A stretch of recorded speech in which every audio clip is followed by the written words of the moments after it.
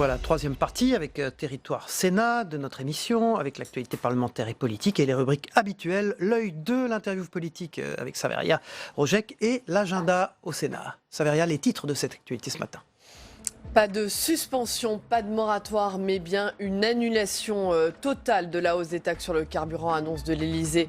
Hier, 1 heure à peine après le discours d'Édouard Philippe à l'Assemblée parlant au contraire d'une pause. C'est donc un Édouard Philippe fragilisé, désavoué par Emmanuel Macron, qui va s'expliquer tout à l'heure au Sénat. Et puis, autre recadrage du chef de l'État, il n'y aura pas de rétablissement de l'impôt sur la fortune. Hier, pendant le Conseil des ministres, le président a exigé de ne pas perdre la cohérence de ce qui a été fait depuis 18 mois. L'Élysée qui déplore les propos malvenus et incongrus de Marlène Schiappa sur l'impôt sur la fortune. Et puis le rapport choc du Sénat sur la politique migratoire française. Ce soir, les sénateurs devrait rejeter le projet de loi de finances sur l'asile et l'immigration, un rapport qui étrille la politique du gouvernement censé juguler la crise migratoire. On en parle avec mon invité, le sénateur François-Noël Buffet. Je vous le disais en titre, après l'Assemblée nationale hier, c'est au Sénat qu'Édouard Philippe est attendu cet après-midi. Au menu, explication de texte sur l'annulation de la hausse des taxes sur le carburant. Le Premier ministre qui se montre également inquiet pour la mobilisation de samedi. Hier, il a lancé un appel solennel au calme. Je vous propose de l'écouter. Tous les acteurs du débat public, responsables politiques, responsables syndicaux, éditorialistes, citoyens, tous les acteurs du débat public seront comptables de leurs déclarations dans les jours qui viennent. Oui, je lance ici un appel à la responsabilité. Il n'y aura pas de rétablissement de l'impôt sur la fortune. Hier, pendant le Conseil des ministres, le président a exigé de ne pas perdre la cohérence de ce qui a été fait depuis 18 mois. L'Élysée qui déplore les propos malvenus et incongrus de Marlène Schiappa sur l'impôt sur la fortune. Mais qu'en est-il de l'évaluation de cette mesure? Les explications de Jérôme Rabier. Voté l'an dernier, le remplacement de l'ISF par l'IFI, l'impôt sur la fortune immobilière, est-il déjà remis en question? Pas encore, mais alors que le rétablissement de l'ISF figure dans les revendications des Gilets jaunes, le gouvernement est prêt à évaluer la mesure. Un comité composé d'experts et de personnalités qualifiées, dont des parlementaires, effectuera le bilan de cette réforme. Nous ne craignons pas ce débat, il est nécessaire, il aura lieu. Mais pour le président du Sénat, pourtant pas favorable au rétablissement de l'ISF, le Parlement a de toute manière la possibilité d'évaluer quand il le veut les choix du gouvernement. La commission des finances du Sénat a prévu de l'évaluer parce que c'est son travail de contrôle. On parlait, Nicolas Demorand, de démocratie représentative. Notre travail, c'est pas simplement de voter la loi, c'est aussi de contrôler. Mais si la mise en place ne date que de janvier 2018, les parlementaires ont déjà reçu des services du ministère des Finances des prévisions. La mise en place de l'IFI à la place de l'ISF, combinée à la mise en œuvre du prélèvement forfaitaire unique sur les revenus de placement, a des retombées modestes sur le long terme, selon le président socialiste de la Commission des Finances du Sénat. Une augmentation, du produit intérieur brut de 0,5% sur 20 ans et la création de 50 000 emplois, ce qui est somme toute excessivement modeste, eu égard à l'importance, de cette réforme fiscale. Le Parlement et le Sénat en particulier devraient donc proposer qu'un groupe de suivi soit mis en place pour évaluer ces mesures fiscales. Nul doute que ces analyses seront scrutées pour connaître l'impact de la fin de l'ISF sur l'économie française. Voilà, on poursuit l'actualité parlementaire et politique avec dans un instant la rubrique L'œil de. A tout de suite. Bonjour Benjamin Morel, vous êtes docteur en sciences politiques et habitué de ces éclairages matinaux. Bonjour Benjamin Morel, les Gilets jaunes réclament le retour, le rétablissement de l'impôt sur la fortune. Plusieurs ministres ont évoqué depuis le début de la semaine un retour, une évaluation. Finalement, Emmanuel Macron a recadré tout le monde hier soir, sèchement. Il n'y aura pas de rétablissement de l'impôt sur la fortune. Alors, a priori, non, il n'y aura pas à ce stade, parce qu'il faut être prudent, tout bouge d'heure en heure en ce moment, mais il n'y aura pas de rétablissement de l'impôt sur la fortune. Ce qui est intéressant dans cette affaire, c'est que c'est quand même une revendication symboliquement forte des manifestants et que l'Élysée, qui jusqu'à présent avait tenté d'envoyer Édouard Philippe en première ligne pour tenter de détourner la colère, eh bien l'Élysée s'est mise en avant pour soutenir cette réforme fondamentalement impopulaire. Donc on voit qu'actuellement, eh bien, il y a une forme de difficulté de communication à la tête de l'État et que l'Élysée, Emmanuel Macron, revient en première ligne, ce qui est assez dangereux pour lui. Alors c'est un moment clé bien sûr du quinquennat, mais quand on parle d'une évaluation de la suppression de l'ISF, c'est pas une nouveauté, ça avait été en fait prévu dans la loi de finances qui avait aménagé justement l'ISF en IFI. Exactement, c'est l'article 31 de la loi de finances pour 2018. Donc il devrait y avoir normalement cette année une évaluation. Là où il y a une forme de malhabilité, si vous voulez, c'est que eh bien, le résultat de cette évaluation, a priori, elle est déjà annoncée avant même qu'on ait réellement mené cette évaluation. Le Sénat compte la mener, l'Assemblée nationale également fera des travaux. Donc peut-être aurait-il été finalement plus fidèle au texte, à cet article 31, et plus malin politiquement, d'annoncer qu'on allait en effet y réfléchir pour ensuite dire que c'était positif et le garder. Là, actuellement, donner le résultat avant même l'évaluation, c'est politiquement une erreur.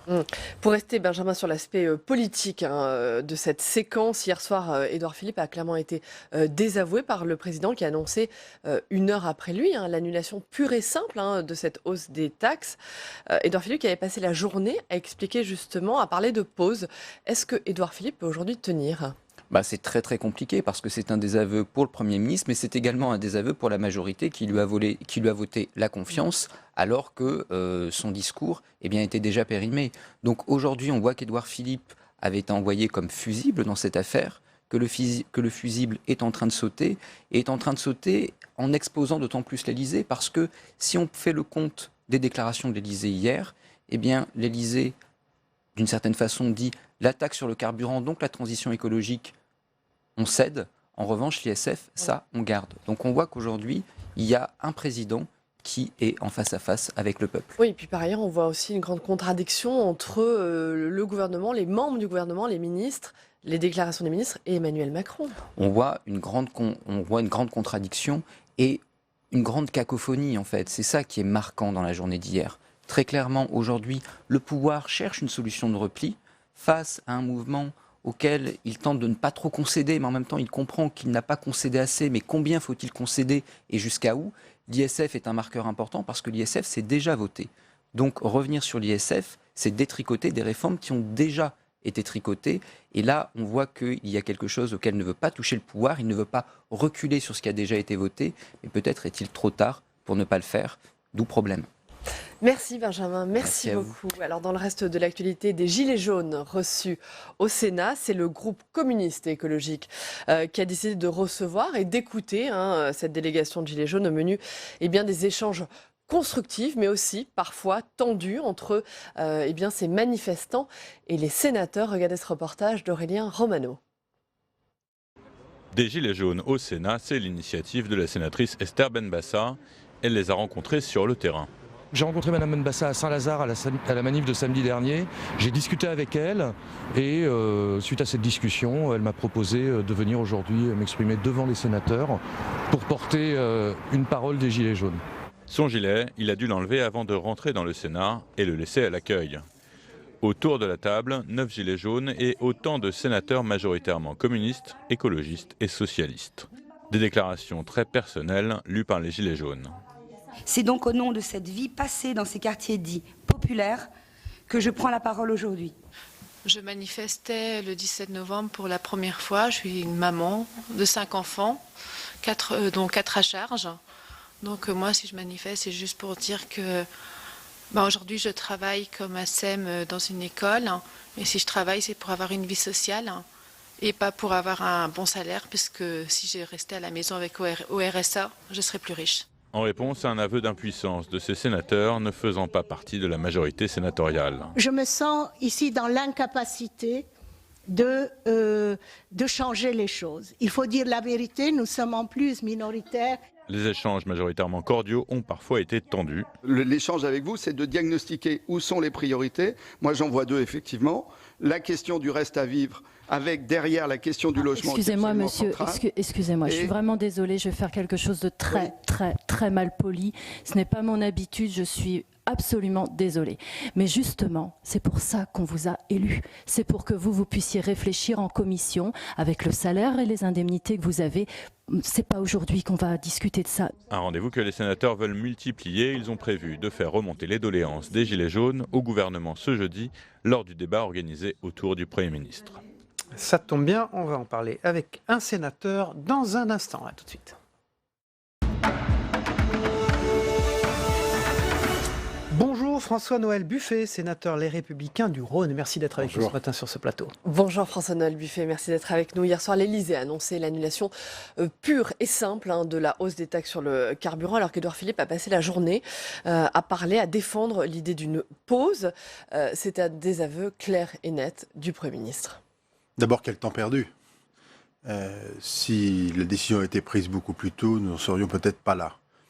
Et puis ensuite, oui, c'est le constat d'un désaccord avec le Premier ministre, voire même d'une difficulté majeure sur le plan institutionnel, puisqu'il avait envoyé son Premier ministre défendre une autre position, relayée par ailleurs par des ministres du gouvernement, et que quelques heures après, il est désavoué. Donc il y a quand même une difficulté, mais à la limite, je me demande si ce n'est pas finalement révélateur de la situation et du comportement du président de la République. C'est-à-dire qu'à force de faire des déclarations un peu intempestives, tout seul, sans concerter ce qu'il appelait les corps intermédiaires, sans prendre en compte ce que peut penser le Parlement, sans réfléchir avec les élus locaux qui connaissent le territoire, sans s'adresser aux Français de manière cohérente, à un moment on finit par renverser le jeu et se retrouver seul face au peuple. Il l'a voulu, rappelez-vous. Il l'a tellement dit. Sauf qu'il y a aujourd'hui dans une situation très très compliquée qui place le pays en grande difficulté. Est-ce que dans ce contexte, Édouard Philippe peut tenir ? Écoutez, c'est pas à moi de le dire, mais si j'étais à sa place, et compte tenu de ce qu'il vient de vivre, et de ce qu'il a déjà vécu au demeurant, il devrait s'interroger effectivement sur son rôle, pas sur lui-même naturellement, mais sur son rôle dans cette relation avec le président de la République. L'exécutif dit s'attendre à de très grandes violences samedi, en particulier à Paris. Est-ce que nous sommes dans un climat véritablement insurrectionnel ? On a raison de s'inquiéter de ces violences. Il ne faut pas non plus en faire un élément qui permette de faire peur à tout le monde et puis ensuite de faire porter la responsabilité sur les autres. Quand j'entends le président de la République qui demande aux partis politiques et aux syndicats d'appeler au calme, là aussi c'est un peu exotique. Il les a tellement combattus. Il a tellement voulu ne plus leur parler, ne plus s'occuper d'eux, qu'aujourd'hui il vient les chercher au secours. C'est un peu étonnant.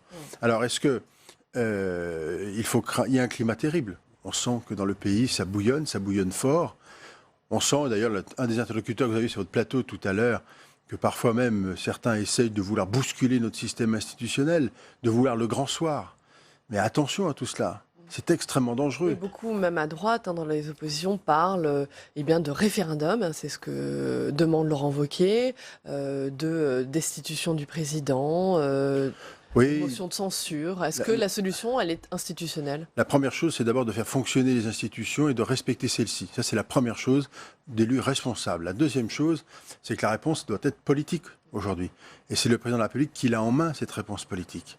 Soit il est capable d'annoncer à un moment qu'il s'est trompé, et il l'avoue, il dit je me suis trompé, j'ai fait une erreur, j'ai mal apprécié. T'as vu s'exprimer de monter en première ligne ? Bien sûr, j'ai mal apprécié les choses, donc je repose le problème.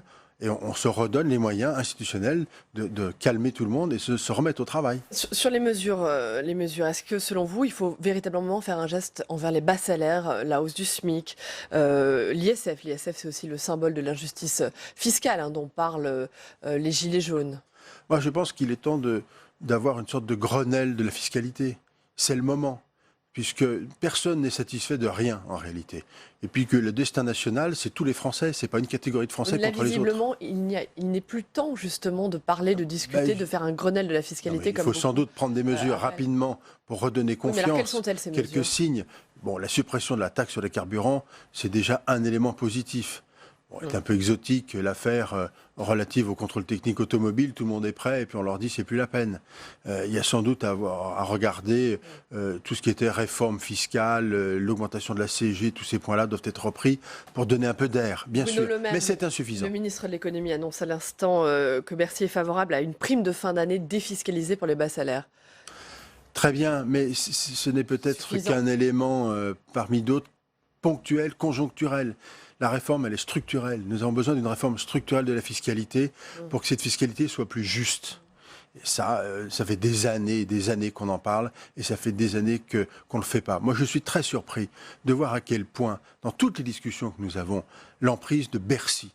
Même les ministres disent, mais Bercy ne nous a pas donné son accord. Enfin, Bercy, bon sang de bois, c'est juste un service de l'État et il y a un ministre à la tête de ce service. Alors, on fait de la politique. Et la politique, c'est être capable de dire à un moment, on pose tout et on reprend le sujet à zéro et on redonne confiance à la population. Faute de cela, on sera en difficulté lourde. C'est de cette façon qu'on désamorce la crise. Et est-ce que, deuxième question, est-ce que le Sénat a un rôle à jouer dans la fin de la crise, dans la sortie de crise? Je pense que le Parlement a un rôle à jouer et le Sénat en particulier. Je rappelle que nous avons voté la suppression de la taxe sur les carburants récemment. On a voté un budget très différent de celui qu'a proposé le gouvernement, mais beaucoup plus équilibré. Donc le Sénat, qui est le lieu de la sagesse, qui est le lieu du travail, qui est le lieu du respect des autres aussi. C'est également la Chambre des territoires. Et qui est la Chambre des territoires, doit prendre la main, ça c'est possible, en tous les cas, doit prendre une initiative de nature à apaiser tout le monde et à remettre le pays en route. Car vraiment, moi je suis très inquiet, je ne feins pas l'inquiétude sur la situation et ses conséquences institutionnelles et ce qu'espèrent d'autres en sous-main par rapport aux contestations de l'organisation de la 5e République. À l'instant également, Jacqueline Gouraud, la ministre de la Cohésion des Territoires, dit que le président va devoir s'exprimer. Emmanuel Macron qui cristallise bien sûr de la colère autour de lui. C'est vraiment la personnalité du chef de l'État qui est mise en cause. Je suis convaincu que c'est le cumul d'un certain nombre de comportements de sa part qui fait qu'aujourd'hui, c'est sa personnalité qui est contestée, qui est discutée. Mais que voulez-vous, à force de vouloir incarner un pouvoir central, vertical, ne pas respecter les partenaires qui sont autour de vous, il y a un moment où le système explose. La France ne se gouverne pas comme ça. Il faut absolument qu'il s'exprime avant samedi pour calmer, pour apaiser la colère avant les manifestations. S'il doit s'exprimer, il faut qu'il s'exprime avec des propositions fortes, puissantes, qui soient entendues et de nature à apaiser. Mais en est-il capable? François-Noël Buffet, je voudrais maintenant qu'on évoque la question de l'immigration, puisque le Sénat va débattre ce soir du budget immigration dans le projet de loi de finances. Vous signez justement un rapport qui est extrêmement critique sur les choix du gouvernement en matière migratoire. En clair, le gouvernement ne fait presque rien pour lutter contre l'immigration irrégulière. Tout à fait. C'est la confirmation de ce qui s'est passé l'année dernière, que nous avions déjà relevé au Sénat, c'est que le problème de l'immigration irrégulière n'est pas traité par ce gouvernement. Je l'avais constaté à l'occasion du texte sur l'asile et l'immigration voté en début d'année, et je constate aujourd'hui de la traduction budgétaire. Il y a un effort, il faut le dire, sur l'intégration et les cours de langue, ça c'est très bien, mais sur le traitement du fait majeur qui est l'immigration irrégulière, il n'y a absolument rien. Nous sommes même en baisse en termes d'exécution des procédures d'expulsion. Précisément, les faits sont notables. Les mesures d'éloignement ou de reconduite à la frontière ne sont que très peu appliquées. C'est ce qu'on lit dans votre rapport. 17% en 2017, l'année dernière. C'est ça, et nous sommes à 12,6% au début de l'année, pour le début de l'année 2018. De tels chiffres ? Il y a deux raisons à ça. Il y a des problèmes de procédures administratives très lourdes qui posent des difficultés à nos services pour pouvoir exécuter les décisions. On avait proposé des solutions dans le texte, elles ont été rejetées par le gouvernement. Et puis, il y a une absence de discussion avec les pays sources, c'est-à-dire les accords de réadmission. Je ne veux pas être trop technique, c'est-à-dire qu'il faut discuter avec les pays sources pour qu'ils puissent reprendre leurs ressortissants et puis travailler évidemment sur le développement économique de ces pays-là. Mais cette politique-là, elle n'est pas menée. Donc, à partir de ce moment-là, nous sommes en grande difficulté. Et sur l'asile, c'est la même chose. Aujourd'hui, le gouvernement prétend qu'il n'y aura pas d'augmentation de la demande d'asile, alors que tous les chiffres montrent l'inverse. Et budgétairement, on sous-budgétise cette mission-là. Donc on va replacer nos organismes qui s'occupent de l'asile en difficulté. Quelles sont les failles majeures de la politique du gouvernement en matière justement de... L'absence de cohérence et l'absence de ligne directrice claire. Il faut être très clair en matière d'immigration. Vous avez trois sujets, je le redis à chaque fois. L'immigration régulière. 260 000 personnes, la France ne peut pas accueillir 260 000 personnes. C'est un scénario au fil de l'eau. Il faut réduire, donc faire des choix, naturellement, en disant on accueille moins, mais on accueille mieux. Et on se donne les moyens de l'intégration, car le bas blesse depuis de nombreuses années sur ce sujet-là. Donc on travaille sur l'intégration. Sur l'asile, on reste très ferme, naturellement, sur les procédures. On va vite, on respecte les droits. Mais c'est surtout, on traite l'immigration irrégulière, c'est-à-dire les déboutés du droit d'asile. Et là, il faut discuter avec les pays sources, il faut améliorer nos procédures. Oui, mais la question des Dublinés, le fameux... Oui, c'est aujourd'hui plus de 16%, plus de 20% pardon, des sujets. On vient d'apprendre hier, d'ailleurs, que le commissaire européen a dit qu'il n'y aurait pas de réforme de Dublin. Donc, si pas de réforme de Dublin, on va être encore en difficulté. Mais cette question de l'immigration irrégulière, elle ne peut se traiter qu'au niveau européen aujourd'hui.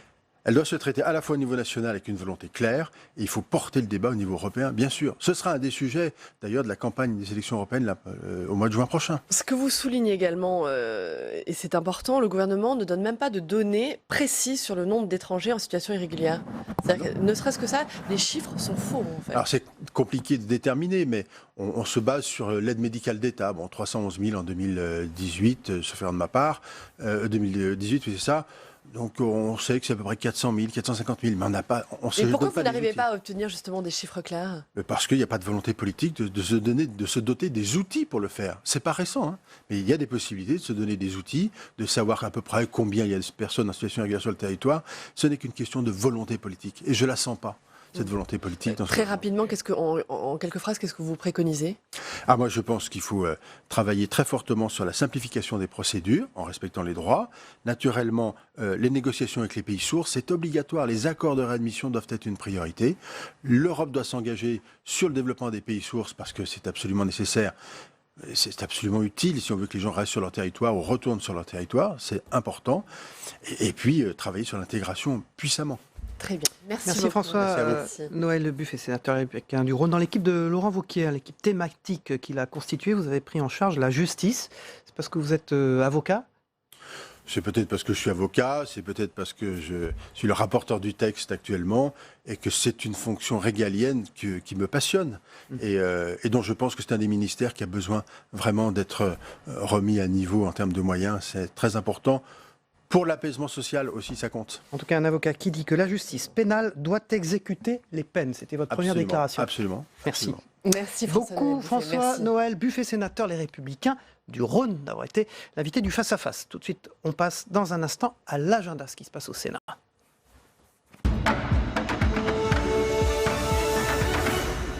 François-Noël Buffet quitte ce plateau. On passe à l'agenda, ce qui se passe au Sénat, Saveria. Il s'en passe. Voilà, l'événement majeur de la journée aujourd'hui, c'est bien sûr la déclaration du gouvernement, déclaration suivie d'un débat en application de l'article 50 de la Constitution sur les mesures annoncées par le gouvernement pour répondre aux demandes des Gilets jaunes. Événement à suivre en direct cet après-midi sur notre antenne à partir de 14h30. Et puis l'autre actualité, bien sûr, c'est la suite de l'examen du budget au Sénat qui recommence dès ce matin 9h30. La suite du projet de loi de finances 2019 avec les missions Solidarité, Santé, Finances publiques et bien sûr ce soir, on vient d'en parler, le budget Asile et Immigration. Voilà, déminer la grande mobilisation de samedi, ce sont des déminages en série qui sont à la une de la Provence, le grand quotidien du Sud-Est ce matin. Donc on passe à la revue de presse, 48 heures pour déminer avant la grande mobilisation de samedi qui devrait être violente. Hier, Édouard Philippe a tenté de convaincre les députés du bien fondé des mesures du gouvernement, notamment l'annulation de la hausse des taxes, annulation confirmée par l'Élysée dans la soirée.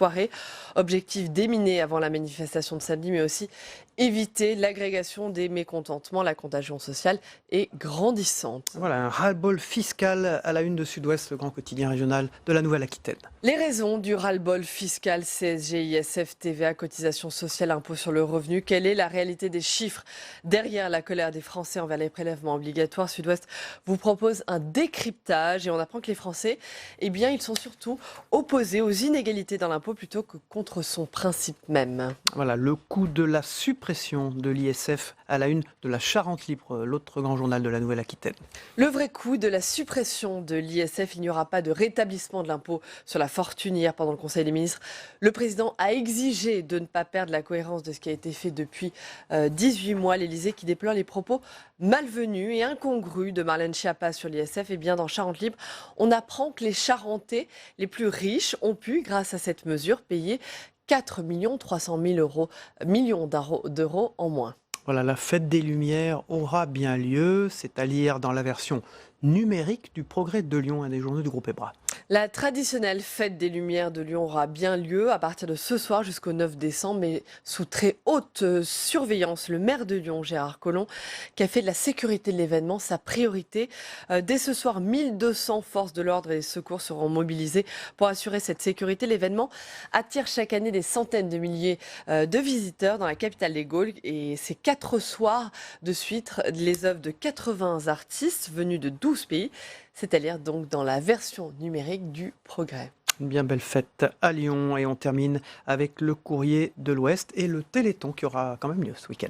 À quoi sert l'argent du Téléthon? L'événement, c'est ce week-end un événement bousculé, bien sûr, par le mouvement des Gilets jaunes. Les fonds récoltés servent à financer notamment bien plus d'1 millier de chercheurs. Reportage, par exemple, à Paris, dans un institut de myologie dans le 13e arrondissement. La myologie, c'est l'anatomie des muscles, un lieu qui est le bras armé du Téléthon en matière de recherche. Voilà, donc il faut donner ce week-end. Merci. Saveria, pour cette troisième partie d'émission, dans un instant, c'est la météo des territoires que vous retrouvez, le temps qu'il fait en France et dans les territoires français, également d'Amérique, du Pacifique, des Caraïbes et de l'océan Indien. Et ce sera suivi juste derrière du Zap Matin de Christophe Combarieux, avec ce qui s'est passé ce matin dans les autres matinales d'infos, mais également dans les émissions politiques hier soir, les plateaux télé et les journaux télévisés. Voilà, tout ce que vous devez savoir. Merci à tous de votre fidélité d'abord et à demain. Au revoir. Très bonne journée, à demain. La météo vous est présentée par l'Assemblée des départements de France.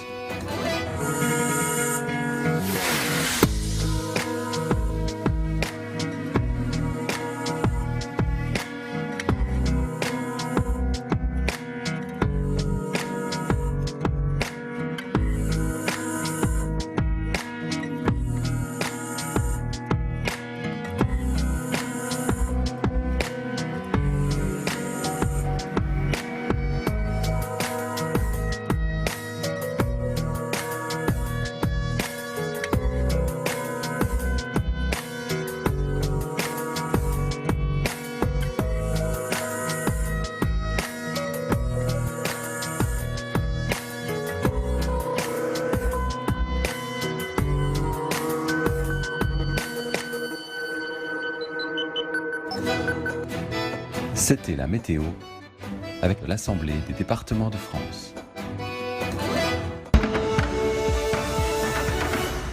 On a assisté à une séance surréaliste à l'Assemblée nationale. D'ailleurs, je pense que M. Édouard Philippe nous a fait ses adieux.